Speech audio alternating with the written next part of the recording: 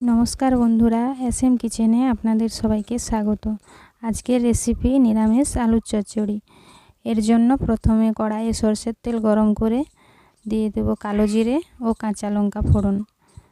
এরপর আগে থেকে কেটে ধুয়ে রাখা আলু দিয়ে সামান্য লবণ দিয়ে নাড়াচাড়া করে ঢাকা দেব।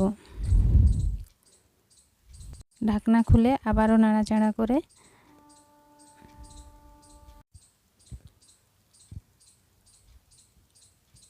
দিয়ে দেব এবার কিছুটা টমেটো কুচি।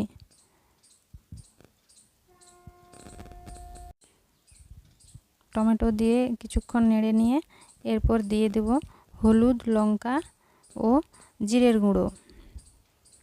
সব কিছু ভালোভাবে মিশিয়ে নিয়ে পরিমাণ মতো জল দিয়ে